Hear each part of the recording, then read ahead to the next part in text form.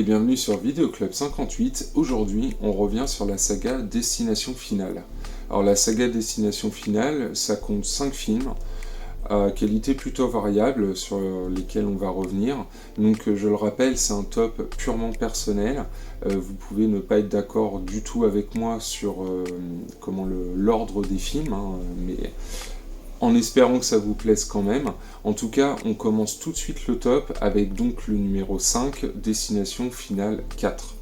Alors Destination Finale 4, je le mets tout en bas de mon top, tout simplement parce que là, Destination Finale, je trouve, ils sont pas enfoulés, il n'y a plus du tout de scénario, ce n'est qu'un enchaînement en fait de morts.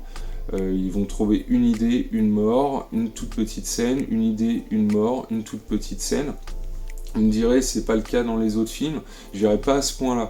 Les autres films, les scènes justement entre les morts, c'est un peu plus étoffé, il se passe un peu plus de choses.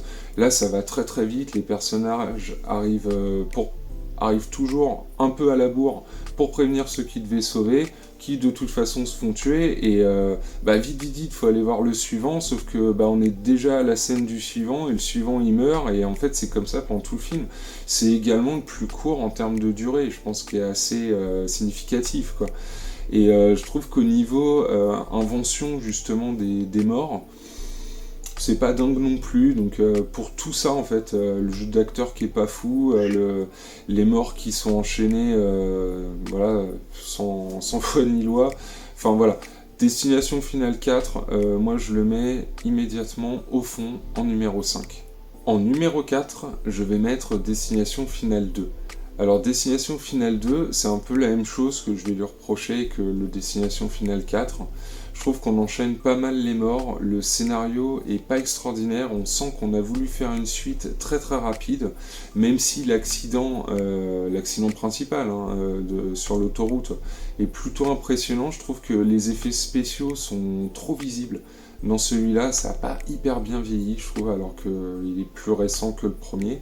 Mais les effets spéciaux sont moins bons que dans le premier, je trouve, peut-être parce qu'ils ont voulu en mettre plus, je sais pas.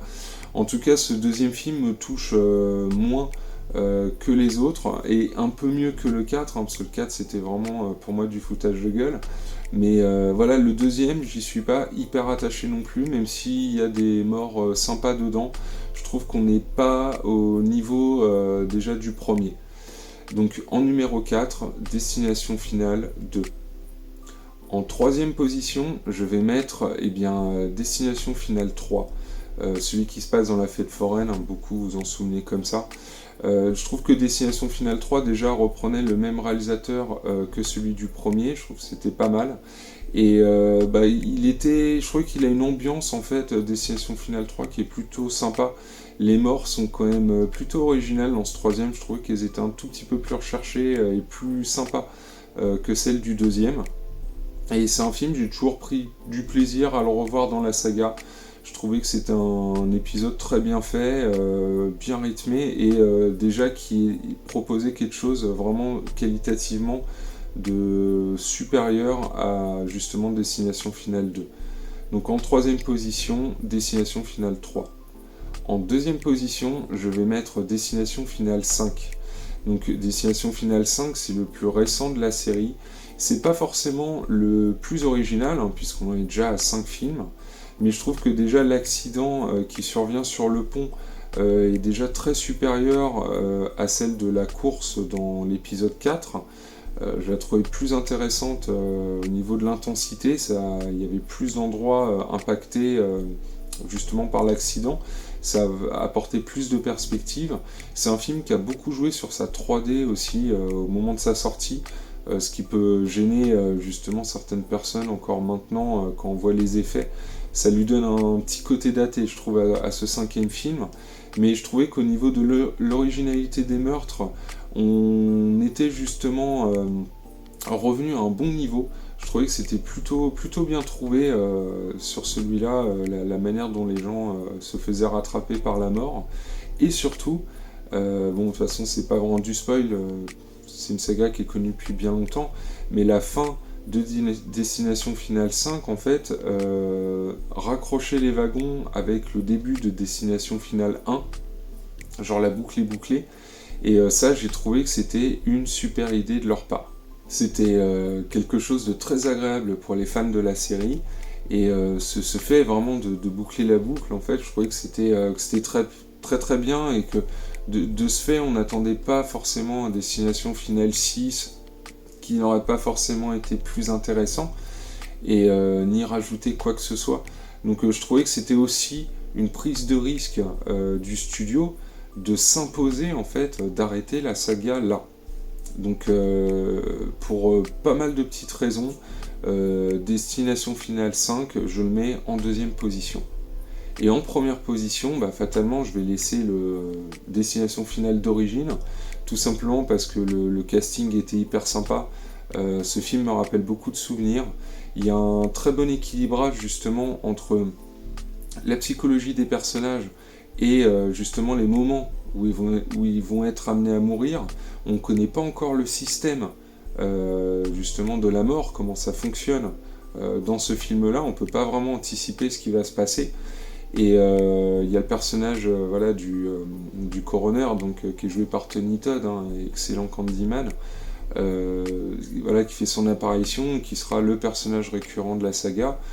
C'est ouais, le Destination Finale 1, je trouvais qu'en plus il arrivait à une époque où on était en plein néo-slasher, que ce soit avec Scream sur un toit été dernier, Urban Legend et consorts. Et Destination Finale, c'était une vraie proposition en fait, avec ce personnage finalement de la mort, qui est le plus grand slasher de tous les temps, quoi. Et Destination Finale, ouais, c'est un très très bon film, et vraiment à chaque fois que je revois la saga, même si c'est le plus éloigné dans le temps, que c'est celui qui a la technique la moins élaborée, on va dire, voilà, qui fait le plus daté, encore maintenant je trouve que c'est l'épisode le meilleur de la saga, c'est celui qui me convient le mieux.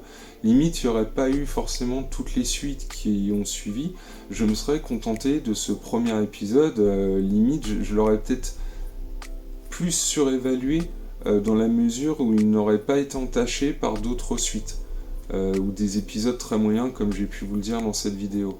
Donc voilà, en première position, Destination Finale 1, sans hésiter. Donc voilà, c'est un tout petit top, hein, pas besoin de vous spoiler toutes les morts qui arrivent dans le film. Il n'y a pas beaucoup d'intention derrière cette saga, hormis le fait de générer de l'argent au box-office et que ça satisfasse le public en fait en termes d'inventivité pour les morts qui seront montrés à l'écran.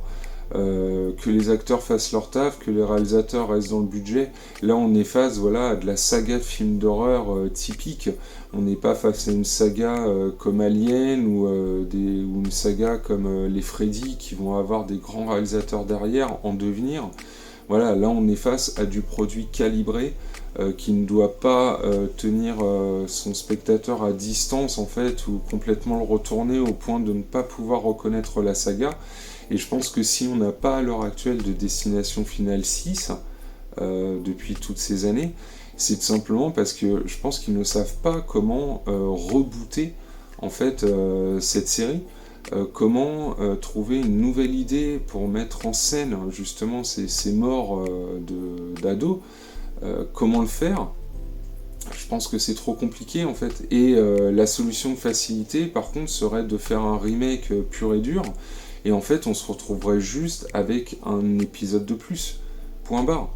Donc je pense que Destination Finale, si un jour ça revient, je serais curieux de voir ce que ça pourrait donner justement pour les nouvelles générations, quelle approche ils vont décider, puisque c'est quand même une saga qui est très lucrative, qu'ils ont arrêté, je pense, au bon moment, il fallait pas en faire trop, mais qui sera intéressante de revenir sur les écrans à un moment ou un autre, ne serait-ce que pour toucher un nouveau public. Peut-être pas nous, peut-être pas un public plus ancien, mais peut-être un public plus jeune, pour qui les Destinations Finales, c'est déjà trop vieux. Donc voilà, l'avenir nous le dira s'il y aura un futur Destination Finale. En tout cas, j'espère que ce mini-top vous aura plu. N'hésitez pas à mettre le vôtre dans les commentaires. Je vous souhaite un bon visionnage si vous avez envie d'en revoir un de la saga, en particulier le premier, j'espère. Et je vous souhaite un bon visionnage donc, et je vous dis à très bientôt pour une nouvelle vidéo.